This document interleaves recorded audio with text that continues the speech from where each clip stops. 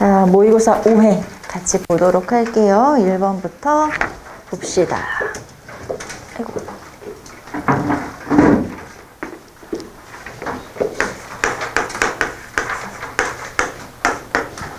자, 볼게요. 선사시대에 대한 설명으로 옳지 못한 것은 1번 철기시대 창원 다우리에서 붓이 발견되었다. 자, 철기시대 붓이 발견된 유적이 창원 다우리 유적이고, 자, 한자를 사용했음을 알 수 있고, 그리고 더불어서 중국과 교류했음도 알 수 있죠. 중국과 교류를 했으니까 한자가 들어온 거니까 이 두 가지 다 알아두시면 되겠고. 자, 신석기인들은 농경생활을 시작해서 독자적인 문화를 이룩하였다. 네, 2번도 맞는 설명이죠. 자, 농경의 시작을 우리는 신석기 혁명이라고 부르죠. 자, 세 번째, 청동기 시대의 비파형 동검 등의 유물에서는 중국의 황하 유역의 은주의 청동기 문화권과 공통점이 보인다. 자, 우리나라의 청동기 문화권은, 청동기는 어디서 전래가 됐냐면 북방 시베리아에서 전래가 되죠. 자, 우리나라 청동기는 북방 시베리아에서 전래가 됐어요.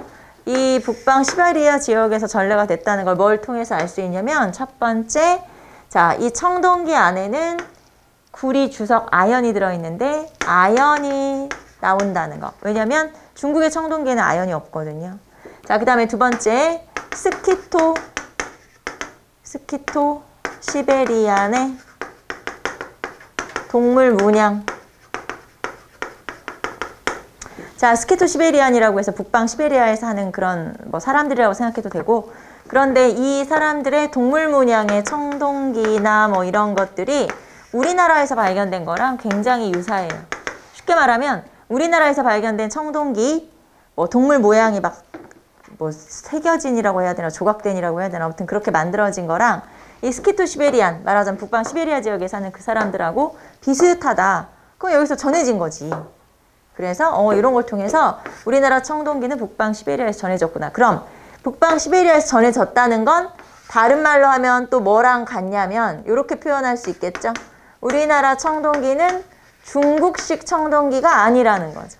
중국식 청동기가 아니다. 그러니까 우리 금방 나왔던 은나라, 주나라가 뭐냐면 중국의 고대 국가예요. 그러니까 은나라, 주나라 방식도 아니고, 그 다음에 뭐 내몽골의 오르도스식이라고 나오는데 이것도 아니고. 무슨 말인지 알겠죠? 쉽게 말하면 그냥 다 뭐라고 말할 수 있어요? 아, 중국식이 아니구나. 이렇게 표현을 하는데, 이거를 다른 표현으로 은나라, 주나라식도 아니고, 내몽골의 오르도스식도 아니고, 중국식이 아니고, 북방 시베리아에서 전해졌다. 이렇게 표현할 수 있다는 거죠. 자, 그러면 어쨌든 청동기 문화는 중국식이 아니니까 3번 제시문 다시 보시면 중국 문화와 공통점이 보인다? 틀렸다는 거지. 공통점이 없어. 자, 그래서 3번이 틀린 설명이구나 라는 걸 알 수가 있고요. 자, 4번 신석기 시대에는 이름민문이 토기, 덧문이 토기, 눌러짓기문 토기 등이 사용되었고 빗살무늬 토기도 사용됐죠. 그래서 플러스 빗살무늬 토기까지 하면 그때 사용된 토기가 다 설명이 되는 거죠. 자, 그래서 정답은 3번. 2번 보겠습니다. 다음에 설명하는 승려에 대한 설명으로 옳은 것은 가시덤불에 치고 연기 티끌 무릅쓰고 바다를 건너니 지상사 문 열려 귀한 손님 맞이했다네. 화엄사상 배워 고국에 심었으니 종남산과 태백산이 똑같은 봄빛이라. 자, 바다 건너서 일단 갔다는 얘기니까 유학을 갔다 왔다는 얘기겠지. 세 번째 줄에 화엄사상을 고국에 심었다 라고 하는 거 보니까 화엄종을 개창했다 라고 표현할 수 있겠죠. 자, 그럼 누구? 의상. 자, 그래서 요 글은 최치원이 의상에 대해서 칭송한 글이면서 삼국유사에 실려있는 글이에요.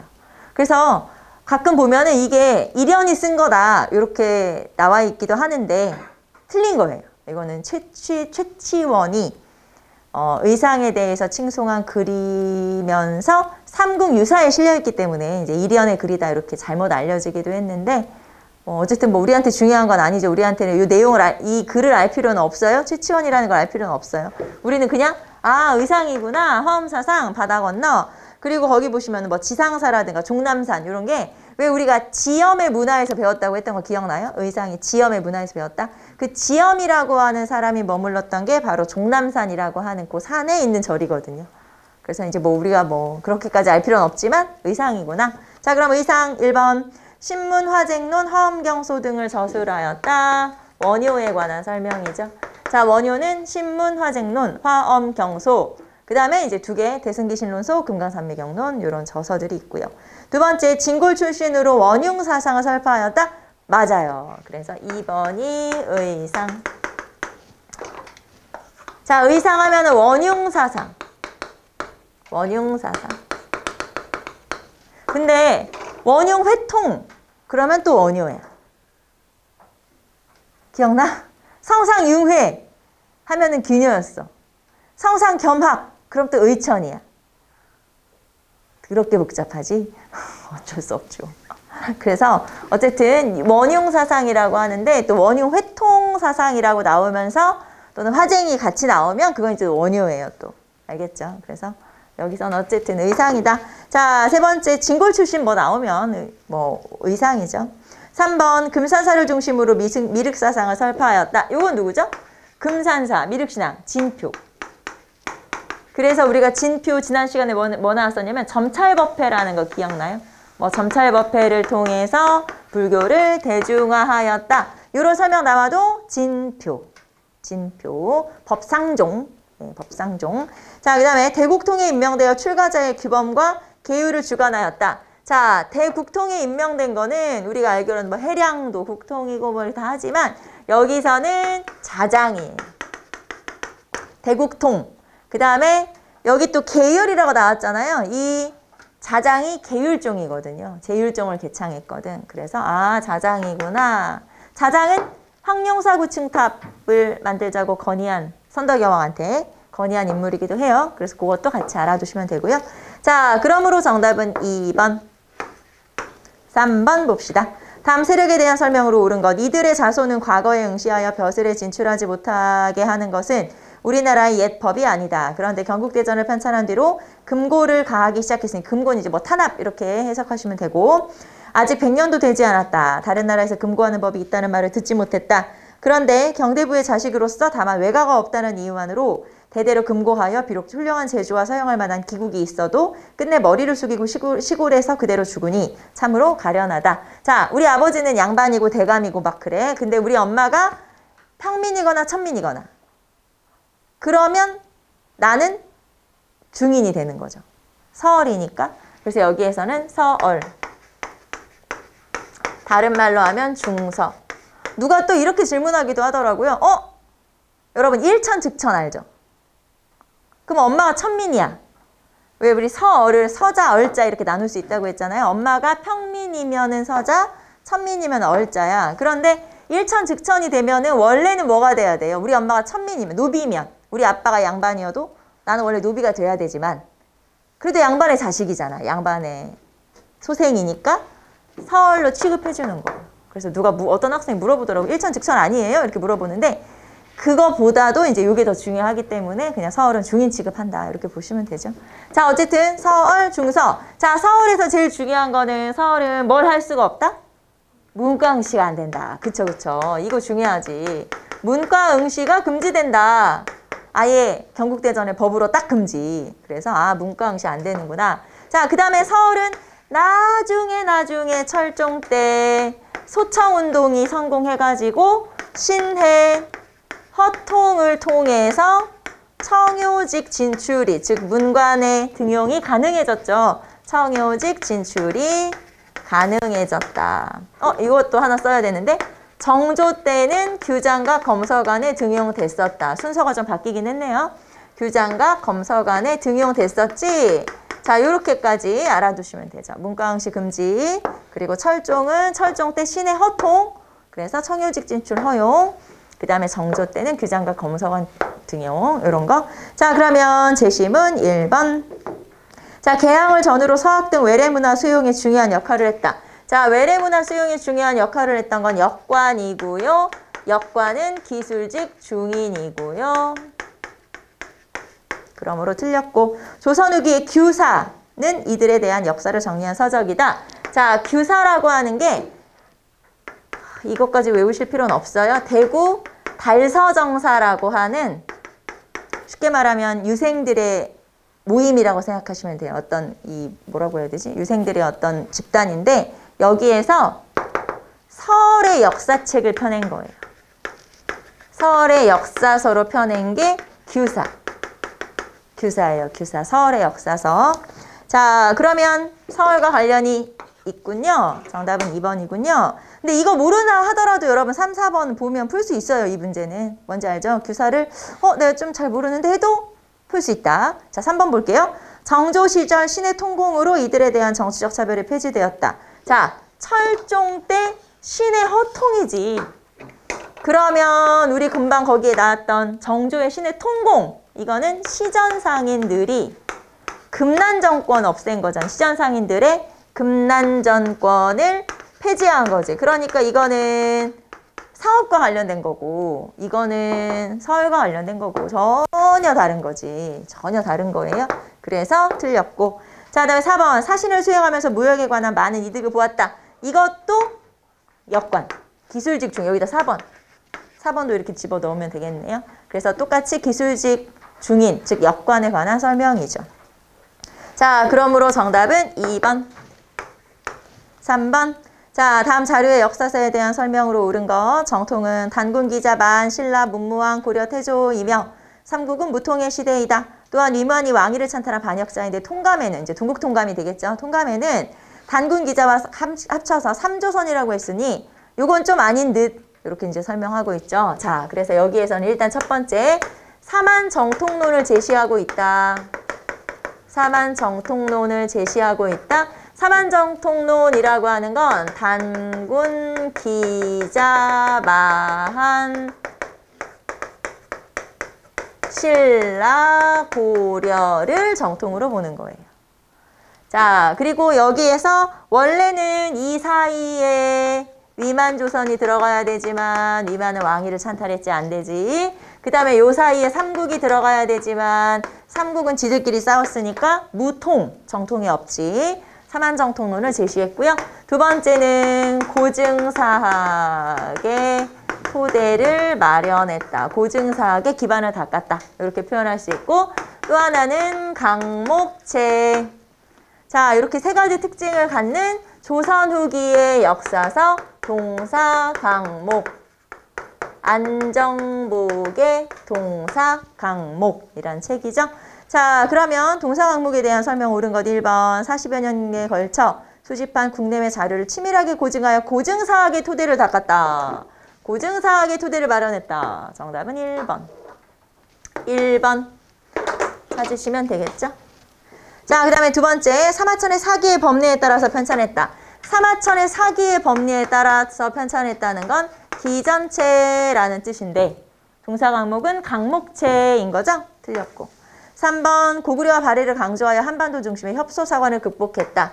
고구려와 발해를 강조했다는 건 만주의 역사를 좀 강조했다는 거고 그러면은 이거는 동사. 이종희의 동사. 자, 그 다음에 훈구, 구강, 사림들이 참여한 관찬사서의 완성으로 평가된다. 훈구와 사림과 구강의 의견, 사론이 모두 적용된 최초의 통사를 말하는 거예요. 그러면 동국통감. 자, 동국통감은 어느 왕 때? 성종 때, 서거정 등을 중심으로 동국통감을 얘기하는 거죠. 자, 그러면 어쨌든 여러분 훈구와 사림이 같이 있었다는 건 조선 전기란 얘기 아니에요? 그치? 그러니까 조선 전기의 동국통감을 얘기하는 거죠. 자, 그러므로 정답은 1번 체크하시면 되겠죠. 자, 5번 봅시다. 다음을 순서대로 바르게 나열한 것은 5번. 자, 일본은 재정고문 메가타 그리고 외교고문 스티븐스를 파견하였다. 자, 메가타와 스티븐스를 파견했다. 그러면 1차 한일협약 1차 한일협약 1904년 8월. 자, 러일전쟁에서 승리한 일본은 러시아로부터 일본의 한국 지배권을 인정받았다.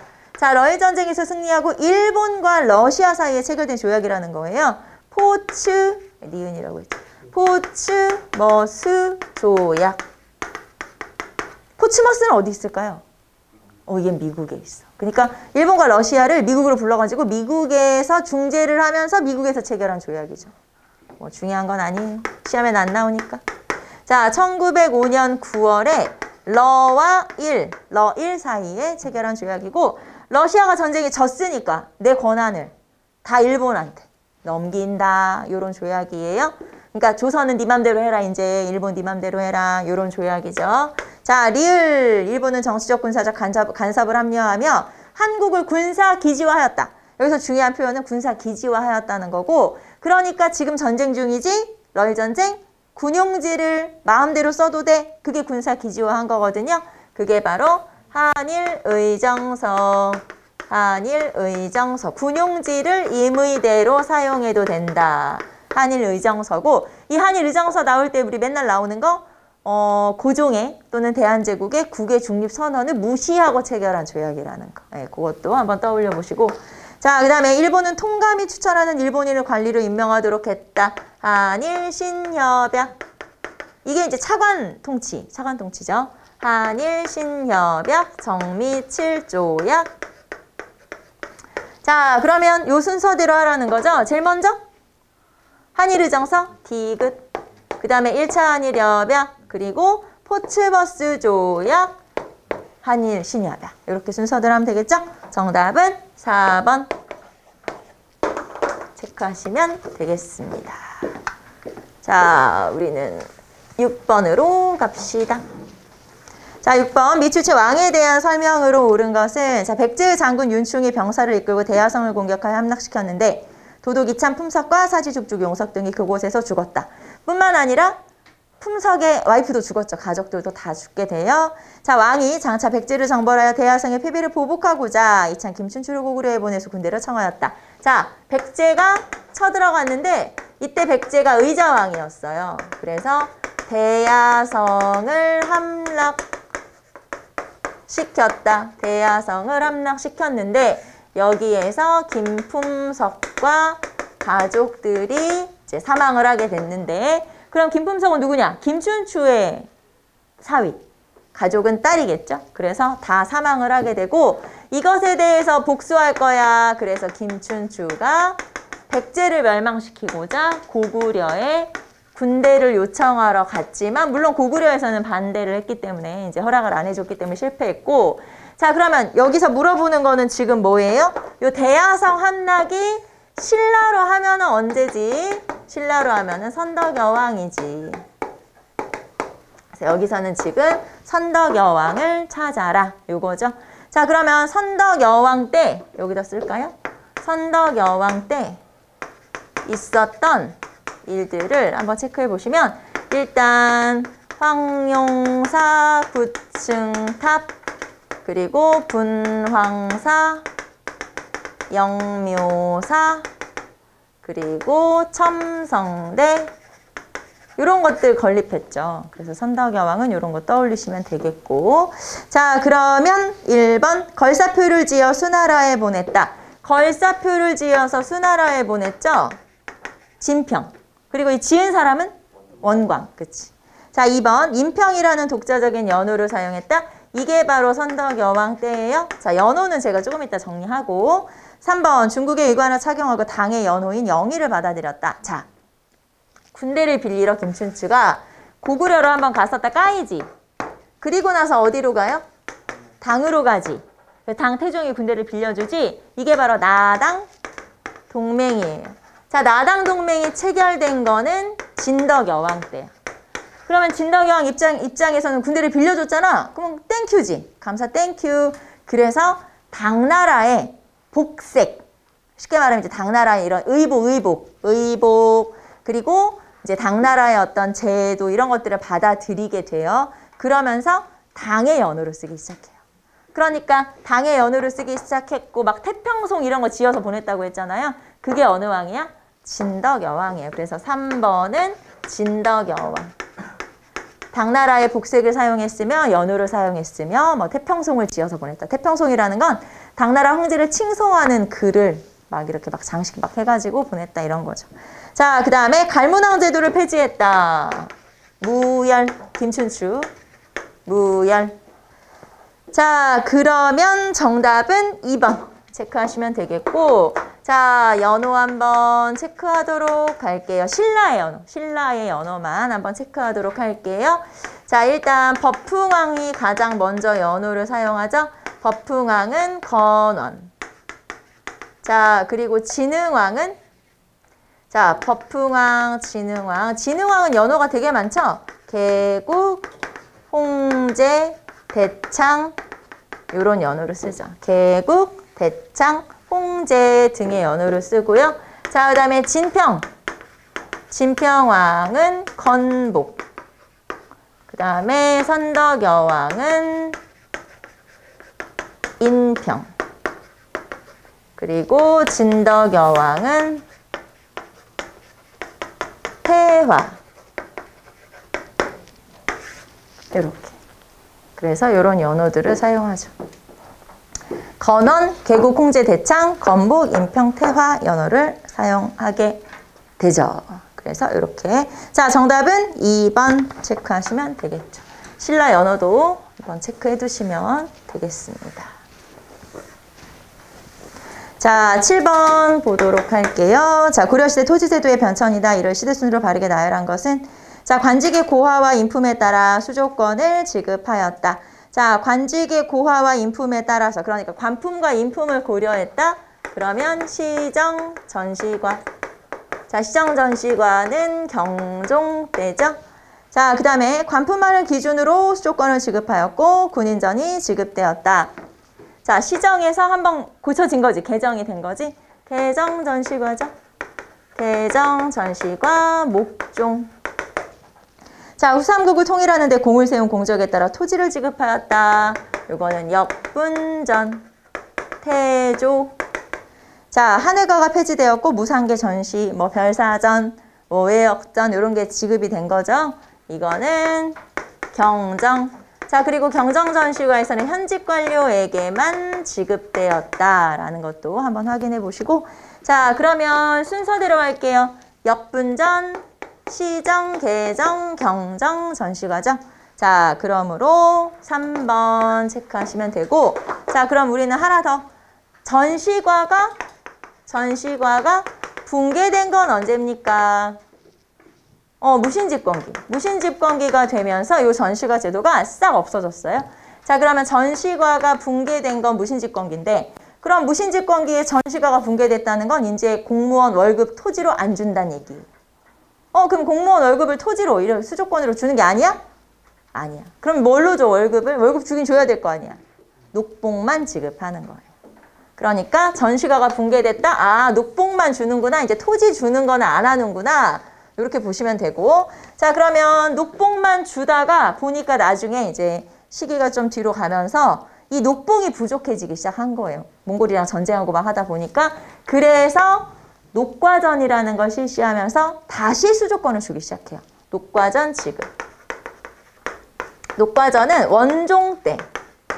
그래서 다시 수조권을 지급하기 시작한 게 녹과전이에요. 자, 그리고 이 녹과전은 경기 지역의 토지만 나눠줬어요. 그래서 여기에서 다음으로 이어진 게 과전법이죠. 그러니까 과전법이 경기 지역의 토지만 준 거는 이제 녹과전을 계승했기 때문에 그런 거죠. 자, 그래서 고려의 나머지 기간의 토지 제도도 이제 그 월급 주는 제도도 다시 한번 생각해 본 거고요.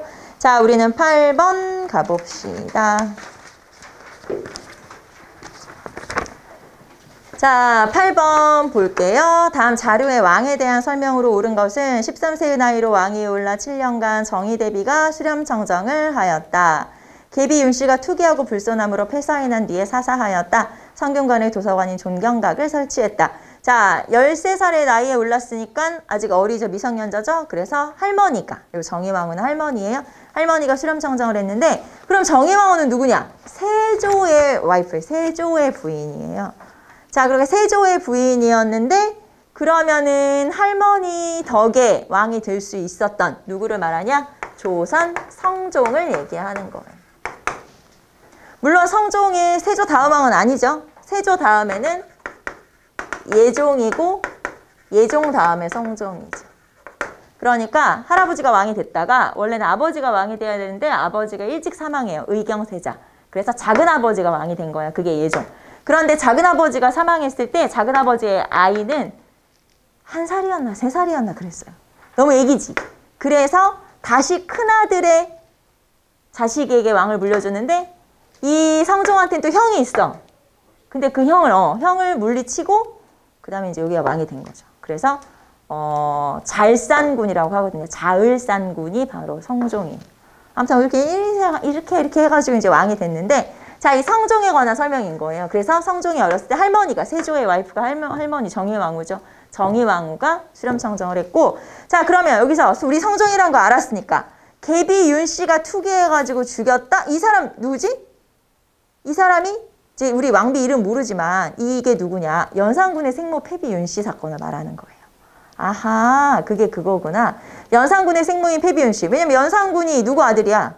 성종 아들이잖아. 그러니까 성종의 친엄마가 누구냐? 패비 윤씨. 사사된 패비 윤씨고, 나중에 연산군이 이걸 알게 돼가지고 사건이 일어나지. 그게 무슨 사건? 무슨 사화?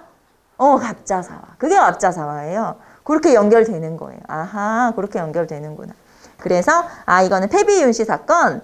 자, 그 다음에 뭐 성균관에 종경각을 지었다. 이런 건 이제 성종의 업적 중에 하나니까. 그럼 우리는 성종 찾아라. 성종. 1번. 팔방통보를 주조하여 국가 재정을 확보하고자 하였다. 팔방통보가 화살촉 모양으로 생긴 돈인데 유통은 안 됐다고 했고, 세조 때. 자, 고려사 저료를 편찬하였다. 이제 이 책이 완성되었다. 요거는 문종 때예요. 자, 문종 때 완성된 고려사 저료, 고려사 하나만 더 쓸게요. 동국병감. 그래서 이 문종 때 요 3권이 완성이 된 거예요. 전쟁사를 쓴 동국병감. 고려사 저료, 동국병감. 요런 책들이 문종 때 완성된 책들이에요. 우리가 대체적으로 세종, 성종 때 책은 많이 배우잖아요. 그런데 문종 때도 이렇게 3권, 아까 3권 이런 게 편찬이 됐었구나. 네. 자, 그 다음에 3번. 이징옥의 난이 발생하였다. 우리가 보통 개유정난, 즉 세조가 권력을 차지한 것에 대해서 반발한 반란이 2개 있지 않아요? 하나는 이징옥의 난, 하나는 이시해의 난. 근데 이징옥의 난은 개유정난이 일어나자마자 그 해에 일어났어요. 그러면은 개유정난이 일어난 건 어느 왕 때야? 단종 때지. 이런 거예요. 단종이 왕이 됐어? 세조가 개유정난을 일으켰어? 그리고 바로 단종을 죽였어. 그게 아니고 단종은 또 몇 년 왕을 해. 한 2년 정도 더 왕을 했다가 나중에 쫓겨나. 그러니까 이징옥의 난은 결국에는 아직까지 왕은 누구야? 단종이지. 권력은 세조가 장악했지만, 수양대군이 장악했지만 일단 왕은 아직까지는 단종인 거예요. 이징옥의 난이 일어났을 때는. 그런데 이시해가 난을 일으킨 건 세조. 이시해의 난은 또 세조야. 알겠죠? 그래서 세조의 어떤 그 수양대군의 권력을 장악한 거, 세조가 권력을 장악한 것에 대한 반발, 이징옥의 난은 단종, 이시해의 난은 세조. 이렇게 되는 거죠. 그리고 이시해의 난 같은 경우는 유양소 폐지와 또 관련이 있잖아요. 기억나지? 너무 멀리 가? 다 연결되는 거야. 자, 그 다음에 4번. 자, 젊은 관료들이 독서제술에 전념하도록 독서당 제도를 운영하였다. 이게 성종입니다. 독서당이 뭐냐면 일단 이것도 하나 체크해보고 넘어갔죠. 세종 때 사가독서제가 있었어. 사가독서제 뭐야? 쉽게 말하면 집에서 독서 공부해라. 관리들한테 휴가를 주는 거예요. 너는 이제 젊고 좀 유능한 관리들한테 야, 너는 휴가야. 집에서 공부나 해. 이러면서 이제 휴가를 주는 제도를 사가독서제라고 하는데, 집에서 공부하면 공부가 돼? 안 돼? 안 되지. 저도 마찬가지로 집에서 일하려고 하면 일이 안 돼. 나가야 돼. 도서관이든 독서실이든 가야 되는 거 아니야? 그래서 야, 집에서 공부 안 되지. 그래서 독서당을 마련한 거예요. 독서당을 만들어줄게. 여기 가서 공부해라. 그게 독서당이야. 그래서 진관사라고 하는 절이 있는데 거기에다가 독서당을 마련해서 공부를 따로 하도록 했고, 이게 이제 뭐 남호독서당이라고 해요. 그리고 나서 나중에 중종 때는 용산 두모포에다가 또 동호독서당 이런 걸 만들어주기도 하죠. 그래서 어쨌든 독서당 제도를 처음 만들기 시작한 건 성종. 사가독서제의 연장선상이라고 보시면 되는데, 사가독서제는 세종, 독서당은 성종. 성종 때 처음 시작. 이렇게 보시면 돼요. 알겠습니까? 그래서 정답은 4번이죠. 자, 9번 다음 법령에 따라 시행된 사업에 대한 설명으로 옳은 것은 자, 토지 조사 및 측량은 본령에 의한다. 토지 소유자의 조선 총독이 정하는 기간 내에 정하는 기간 내라는 건 이제 기한부 신고제라고 하는 거죠. 자, 등등등 해서 임시 토지조사국장에게 신고해야 한다. 자, 토지조사 사업이고 토지조사 사업은 1910년부터 1918년까지예요. 그리고 지금 발표된 요 법령은 토지조사령이죠. 토지조사령. 자, 토지조사 사업에서는 결과 물어보는 문제가 많이 나옵니다. 일단 총독부 소유가 늘어났고 그래서 총독부는 지세 수입이 늘어났고 자, 지주의 권한만 소유권만 인정했고 소장농의 또는 농민의 경작권, 도지권, 입회권 이런 권한들은 인정하지 않았다. 이런 것들 알아두시고 자, 그래서 농민은 대체적으로 소장농으로 전락했고 소장농이 더 증가하게 되는 결과를 가져와서 농민은 몰락했다. 이렇게 보시면 되겠죠? 자, 1번. 농민들이 가지고 있던 관습적 권리를 인정하였다? 아니고 2번. 임야를 포함한 모든 토지를 대상으로 했다? 아니에요. 왜냐면 임야는 산이잖아. 이건 토지만 대상으로 했고 임야는 산림인데 임야 조사령이 따로 있었어요. 임야 조사령이 1918년에 그러니까 산을 뺏는 건 좀 뒤에 우선은 토지부터 뭔 말인지 알겠죠? 토지조사령, 임야조사령이 따로 있었다는 거 알아두시면 되겠고 틀렸고 3번 역둔토, 궁장토 등의 토지는 조선 총독부에 귀속되었다. 역둔토는 이제 뭐 군대라든가 이런 데 가지고 있으니까 국가의 토지, 국유지. 그 다음에 궁장토는 왕실의 토지. 이런 토지들은 전부 다 총독부 소유로 넘어갔다. 이렇게 보시면 되겠죠? 정답은 3번. 자, 4번 토지 수탈을 위해 동양척식 주식회사가 설립되는 배경이 되었다. 자, 여러분 동양척식 주식회사는 언제 생겼냐? 1908년에. 그러니까 미리 만들어 놓고 나중에 토지조사 사업을 한 거지 토지조사 사업을 하고 동척을 만든 건 아니라는 거죠. 그래서 틀린 설명이에요. 정답은 3번. 자, 10번 봅시다. 10번. 임진왜란의 주요 사건을 시기순으로 바르게 나열한 것은 자, 명나라 군사가 벽제관에서 일본군에 패배하였다. 자, 명나라 군사가 벽제관에서 패배했다. 벽제관 전투죠. 이 벽제관 전투는 평양성을 탈환하고 아래로 이제 한양으로 내려오다가 벽제관에서 패배했어요. 그러자 행주산성에서 권율이 고립된 거야. 그래서 행주대첩을 통해서 이제 그걸 좀 반회를 한 거지. 벽제관 전투는 1593년 1월, 행주대첩이 2월. 이렇게 보시면 돼요. 평양성 탈환, 벽제관 전투, 행주대첩. 순서대로. 자, 물론 평양성과 행주대첩은 승리, 벽제관은 패배. 네, 그렇게 보시고. 두 번째, 원균이 이끄는 조선 수군이 7천량에서 크게 패배했다. 뭐 이거는 7천량 해전이고 1597년 7월 정유재란 1597년 7월이고요. 자, 요거를 서록한 게 말하자면 이제 만회한 게 9월의 명량. 네, 12척만 남았고 그리고 그걸 가지고 만회를 한 게 명량대첩. 9월이에요. 명량대첩은 9월. 자, 그 다음에 디귿. 진주성이 함락되고 의병이 김천일이 전사했다. 자, 진주와 관련한 전투는 2번이 있었어요. 하나는 1차 진주대첩이 있었고, 자, 진주대첩. 1차가 있었고, 1차는 1592년 10월에. 자, 그리고 1차에서는 그러면 승리했을까요? 패배했을까요? 여기는 승리. 하지만 김시민은 전사.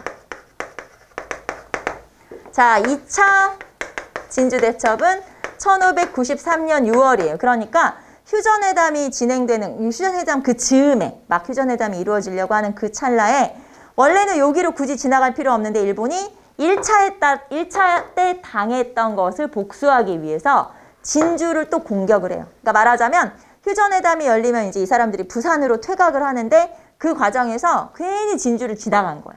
왜냐면 지난번에 당했거든, 기분이 나쁘거든, 복수할 거거든. 그래서 복수를 하게 돼. 이때는 패배를 하게 되고 김천일, 의병장이 김천일이었는데 김천일이 전사하죠. 그러니까 막 주변의 의병들까지 다 모여가지고 여기서 싸웠단 말이야. 관군이랑 합세해서. 근데 졌다는 거지. 그래서 1차는 승리, 2차는 패배. 자, 그런데 2차, 여기 패배했다고 나온 거 보니까 2차인 거죠. 2차 진주 혈전이라고 표현하기도 해요, 우리가. 그리고 여기서 지고 나서 잔치 때 외장을 끌어안고 죽었지. 논계. 요 2차 때, 2차 이후에. 그게 또 논계로 이어지는 거예요. 자, 그 다음에 리을 이순신이 옥포해전에서 승리했다. 옥포가 이순신의 첫 승. 1592년 5월에 전쟁 단지 얼마 안 됐을 때 첫 승. 이때 거북선 없이 첫 승. 알죠? 판옥선만 가지고 승. 자, 그래서 순서대로 하면은 제일 먼저 옥포, 그리고 벽제관, 진주, 칠천량. 이렇게 되겠네요. 자, 정답은 리을 디귿, 리을 기역, 디귿 리은. 순서대로죠? 정답은 4번. 4번 봅시다. 오늘은 시간 관계상 조금 더 풀게요. 몇 문제 더 풀고 한 5문제 정도만 더 풀고 쉽시다. 우리 또 쉬긴 쉬어야 되는데 시간이 오늘은 어쩔 수 없네요. 그래서 오늘은 1시가 조금 넘어갈 것 같아요. 한 10분? 많으면 15분? 이렇게 넘어갈 수밖에 없어요. 자, 봅시다. 11번. 다음 사건 이후의 상황으로 옳지 않은 것은 농민군은 황토현에서 감영군대를 물리친 뒤에 정복을 유인하기 위해 남쪽으로 남하했다. 자, 11번에서는 지금 황토현 전투를 얘기하는 거고 황토현 전투는 1894년 4월이죠. 자, 그러면 황토현 전투라고 하는 건 1차 봉기에 해당하는 거잖아요. 1차 봉기. 그래서 1차 봉기에 해당하는 거고, 자, 요 1차 봉기가 이루어지는 과정에서 일단 무장에서 봉기, 그리고 백산에서 봉기. 요 백산 봉기 때 이제 창의 대장소를 설치하고, 그 다음에 전봉준이 창의 대장이 되고, 그 다음에 손아중이나 김계남이 총관령이 되고, 뭐 이런 식으로 이제 딱 군대를 차렸지. 그리고 경문, 강령 이런 게 발표됐던 게 백산봉기. 3월 25일에 백산봉기. 자, 그리고 황토현 전투. 황토현 전투가 4월 7일. 그리고 황룡촌 전투. 장성 황룡촌 전투가 4월 23일. 그리고 전주성 입성, 전주성으로 들어간 건 4월 27일. 그래서 순서대로 하면 이렇게 되고 1차 봉기가 1894년 3월부터니까. 그래서 1차 봉기에 해당하는 전투들, 봉기들이라고 보시면 되고요.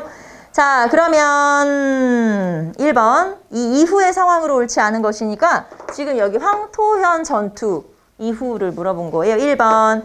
일본군은 텐진 조약을 근거로 조선에 파병했다. 전주성을 점령을 하자. 정부에서는 이제 전라도 지역이 다 이렇게 난병에게 말하자면 폭도들한테 넘어간 거잖아요. 그러자 청나라 군대를 불렀는데 이번에는 청나라 군대만 온 게 아니고 일본 군대가 따라왔죠. 그래서 일본군이 우리나라에 파병이 됐어요. 이게 5월 6일이에요.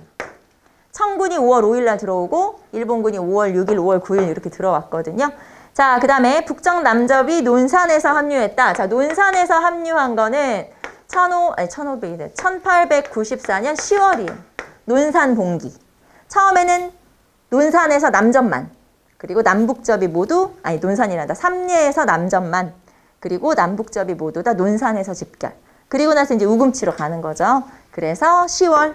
자, 전주 화약 이후에 전라도 일대에 집강소를 설치했다. 전주 화약이 5월 8일. 그리고 집강소 설치가 5월. 1594년 5월이죠. 1500일에 자꾸 1500일은 1894년 5월. 전주 화약이 5월 8일이고 4번. 자, 농민군은 백산에 모여 4대 강령, 강령 항의문을 발표하고 봉기했다. 이게 백산봉기잖아요. 자, 백산봉기는 여기 있죠. 여기. 황토현 이전. 그래서 정답은 4번. 이렇게 찾으시면 되겠습니다. 자, 12번 볼게요. 가나에 대한 설명으로 옳은 것은, 자, 우리나라는 봄에는 가를 열고 겨울에는 나를 개최했는데 사람이 많이 동원되고 쓸데없이 노동이 많으니 원컨대 가감을 살펴서 백성이 힘을 낼 수 있게 해주소서. 자, 여기에서는 지금 연등의 팔관을, 연등해와 팔관해를 얘기하는 거고요. 지금 연등해가 가가 되겠죠? 팔관해가 나가 됐어요. 자, 그럼 봅시다. 일단 성격, 연등해라는 건 불교 행사. 그 다음에 팔관해는 불교 플러스 도교 플러스 민간신앙. 그래서 겨울에 지내는 기우제 같은 성격이라고 생각해도 되고, 또는 호국적 성격도 있어요. 나라가 잘 되기를 기원하는 그런 호국적 성격도 가지고 있는 게 팔관해. 자, 시기. 연등해는 연초, 봄에. 그리고 이건 연말. 그리고 연등해는 전국적 행사고, 그 다음에 팔관해 같은 경우는 개경과 서경에서 주로 열리는 행사예요. 그래서 시기나 장소도 조금 다르고요. 자, 그 다음에 특징을 한번 보면은, 자, 연등해 같은 경우는 뭐 부처의 공덕을 기원하는 거죠. 그런데 팔관해 같은 경우는 국왕이 참여하고, 자, 그러면서 국가의 안녕을 기원하고, 안녕이라는 게 잘 되기를 바란다 이런 뜻이니까 안녕을 기원한다. 자, 그리고 지방관의 진헌과 그 다음에 외국 상인의 진상을 허용해요. 그러니까 외국 상인이 선물을 들고 오는데 이제 외국에서 선물을 들고 오고 답례품을 받아가요. 그러면 이제 선물 보내고 답례품 받아가고 하는 그 형태를 공무역이라고 볼 수가 있거든요. 그래서 공무역이 이루어지는 시기이기도 하다. 공무역의 장이 되기도 한다. 그래서 이제 이런 것들, 공무역의 장이 되기도 한다. 자, 그러면 1번 볼게요. 가와나는 성종 때 폐지되었다가 현종 때 부활되죠.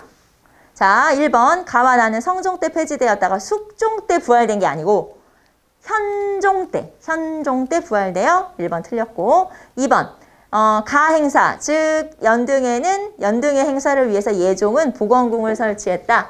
자, 2번에 예종 때 복원궁은 도교와 관련된 거예요.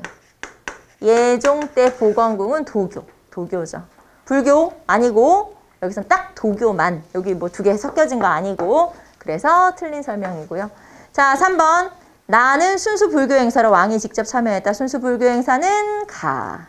그 다음에 나 행사 때 외국 상인을 초빙해서 일종의 공무역의 장으로까지 발달되었다. 맞아요. 그래서 정답은 4번. 자, 13번 다음 자료와 관련된 설명으로 옳지 않은 것은, 자, 5월에 고려대왕 상왕공은 신라 매금과 세세토록 형제처럼 지나기를 원했다. 매금의 의복을 내리고 상하의 의복을 내리라는 교를 내리셨다. 12월 23일 갑인의 동의 매금의 상하가 우벌성에 와서 교를 내렸다. 자, 여기에서는 지금 장수왕이 건립한 중원 고구려비를 말하는 거죠. 자, 중원 고구려비의 내용을 보면은 첫 번째, 고구려인의 천하관을 알 수 있어요. 자, 말하자면 신라 사람들한테 의복을 주고, 의복을 줬다는 건 사실 거의 뭐 속국처럼 여긴다, 아니면 신하로 삼는다 이런 뜻이기 때문에 고구려인이 신라를 뭐 동쪽 오랑캐 또는 이렇게 신하로 삼는다라고 할 정도로 우리 제일 잘 나간다라고 하는 이 고구려인의 어떤 천하 의식을 알 수가 있고요. 자, 신라에 대해서 약간은 여기 보시면 영향권 하에 두려고 했다. 그래서 신라를 압박해서 신라를 고구려 밑에 두려고 했다 이 말이죠. 자, 그 다음에 또 신라를 압박했다는 걸 매금이라는 표현을 통해서 알 수 있는데, 매금은 왕을 낮춰서 표현한 거예요. 그리고 동이라고 하는 표현은 동쪽 오랑캐니까 또 낮춰서 표현한 거죠. 자, 그 다음에 고구려가 한강 이남을 점령했음을 알 수 있죠. 그래서 이 당시의 국경선은 중령에서 남양만에서 중령까지 고구려가 한강 이남 지역까지 진출했음을 알 수 있죠. 이런 걸 알 수 있는 게 장수왕의 중원 고구려비. 자, 그리고 뭐 여러분 다 알겠지만 중원은 어디? 충주. 충주죠. 충주. 자, 그럼 1번. 스스로 천하의 중심으로 자부하는 고구려인의 천하관이 반영되었다. 맞고. 고구려가 신라를 압박해서 영한권 아래에 두려고 했던 사실을 말해준다. 맞고. 광개토 대왕의 정복활동 경과를 기록한 성과를 기록한 비문 내용의 일부이다. 이건 광개토 대왕 릉비가 되겠죠. 그래서 3번은 광개토 대왕 릉비인데 이거 역시 장수왕 때 건립했다는 거.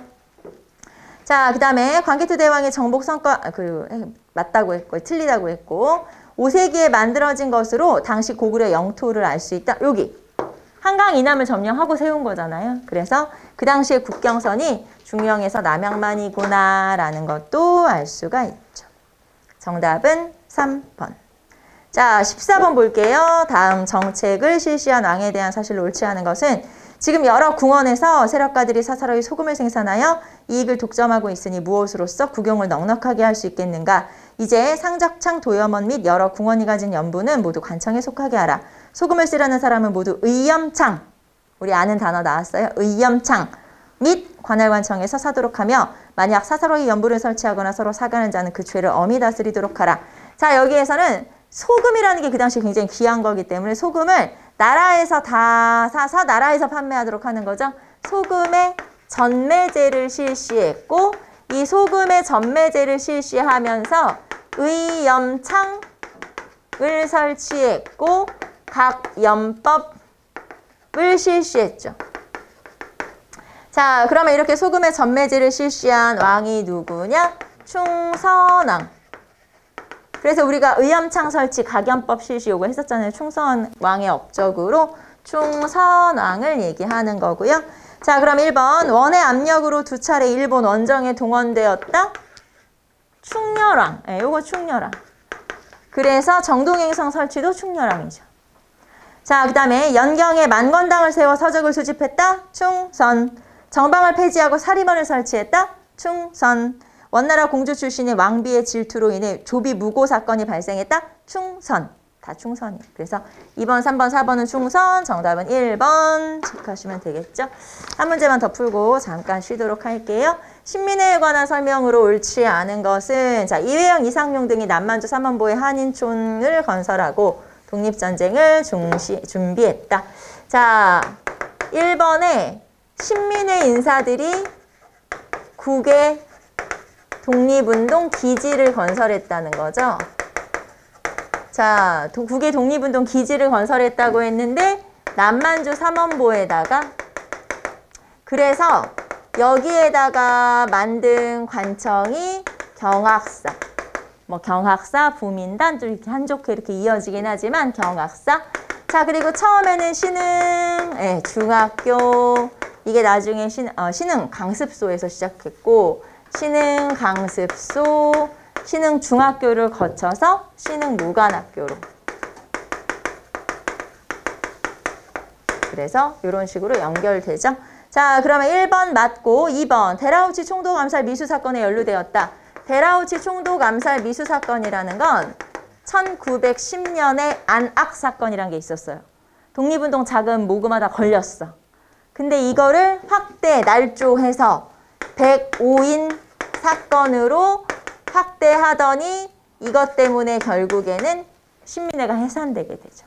그래서 105인 사건이 원래는 안악사건에서 확대되고 날조된 거고 조작된 거고 이걸로 결국에는 신민회가 해체되었다라고 하는 거죠. 그래서 맞는 거예요. 같이 연결된 거고. 3번 공화정치의 근대국가 수립을 목표로 했다. 신민회의 특징이 비밀결사, 공화정.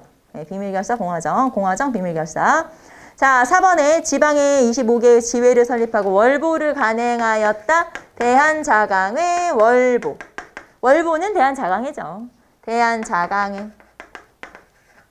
자, 그래서 옳지 않은 것은 정답은 4번 체크하시면 되겠습니다. 자, 우리는 잠깐 쉬었다가 이제 16번으로 이어서 풀도록 할게요.